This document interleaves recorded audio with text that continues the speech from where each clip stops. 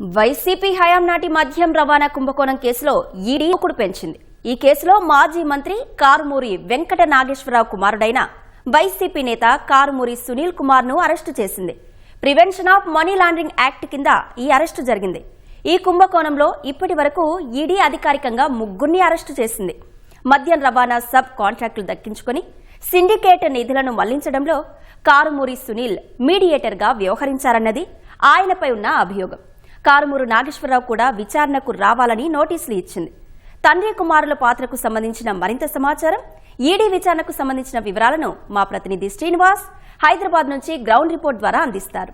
శ్రీనివాస్, మద్యం రవాణా కుంభకోణం కేసులో ఈడీ దర్యాప్తునకు సంబంధించిన వివరాలేంటి?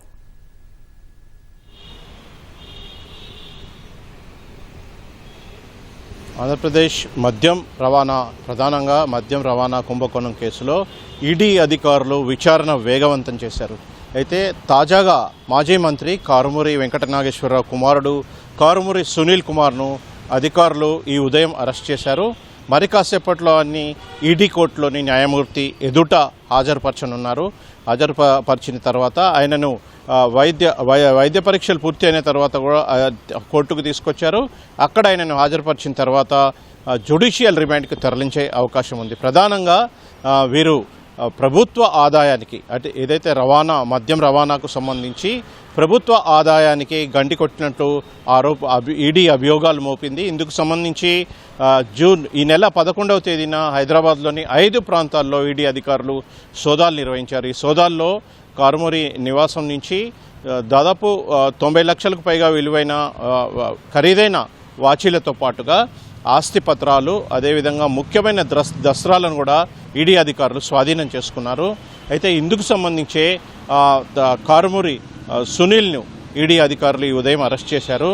ప్రధానంగా మద్యం రవాణా విషయంలో వీరు భారీగా రేట్లు పెంచేసి ప్రభుత్వ ఆదాయానికి గండి కొట్టినట్లు ఈడీ అభియోగాలు మోపింది. ఇందుకు సంబంధించి విచారణ జరుపుతోంది. విచారణలో భాగంగా ఈడీ అధికారులు సునీల్ కుమార్ అరెస్ట్ చేసి ఆయన వాంగ్మూలం నమోదు చేశారు. పూర్తి స్థాయిలో వాంగ్మూలం నమోదు చేసిన తర్వాత నాంపల్లి కోర్టులోని ఈడీ ప్రత్యేక కోర్టుకు తరలించారు. మరి కాసేపట్లో ఆయనను న్యాయమూర్తి ఎదుట ప్రవేశపెట్టనున్నారు. అక్కడి నుంచి ఆయనని జ్యుడిషియల్ రిమాండ్కు తరలించే అవకాశం ఉంది. ప్రధానంగా సిగ్మా సప్లై చైన్ సొల్యూషన్స్ అనే బినామీ సంస్థకు పనిచేసినట్లుగా వీరు సునీల్ కుమార్ పనిచేసినట్లుగా ఈడీ అభియోగాలు మోపింది. అయితే ఈ విషయంలోనే ఆయన్ను అరెస్ట్ చేసింది. అయితే ఇటీవల ఈ కుంభకోణంలో కేసిరెడ్డి రాజశేఖర్ రెడ్డితో పాటు వాసుదేవరెడ్డిని కూడా ఈడీ అధికారులు అరెస్ట్ చేశారు. వాడు ప్రస్తుతం జైల్లో రిమాండ్ ఖైదీలుగా ఉన్న పరిస్థితి. అయితే ఈ కేసు దర్యాప్తులో భాగంగా ఈ సునీల్ కుమార్ను అరెస్ట్ చేసింది ఈడీ. అయితే వీరు ఈ సునీల్ కుమార్ జిల్లా స్థాయి రవాణా విధానాన్ని రద్దు చేసి కేంద్రీకృత విధానం అమలు చేసినట్లు అయితే ఈడీ అభియోగాలు మోపింది. ఇందుకు సంబంధించి విచారణ జరుపుతుంది. దీనికి సంబంధించి లోతుగా విచారణ జరుపుతుంది.